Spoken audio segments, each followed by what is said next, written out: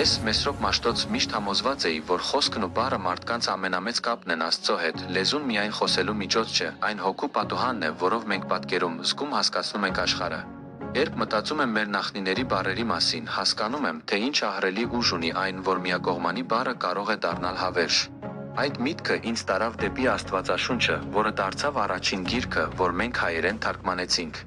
Իմ նպատակն էր, որ հայ մարդն իր հոգում հասկանար Աստծո խոսքը իր մայրենի լեզվով, որովհետև հավատը գիտելիքը պետք է հասանելի լինեն բոլորի համար։ Թարգմանությունը ոչ միայն գիտելիք ուներ, այլ պահպանում էր մեր լեզվի գեղեցկությունը, նրա ձի ուժը, բառի հնչեղությունը։ Այդ ճանապարհը շարունակվեց գրքերին ու ուսուցման գործին, որով այդ գիրքը, ինչպես լեզուն, մարդկանց մտքերը հարստացնում է, հոգին բարձրացնում։ Գիրք նվիրելու օրը հիշեցնում է մեզ, որ ամեն մի բառ, ամեն մի տառ ու գիրք արժանի են ուշադրության, հոգատարության։ Լեզուն մեր երկիրն է, գրքերը մեր հոգին, իսկ ընթերցանությունը ճամփան դեպի հավերժություն։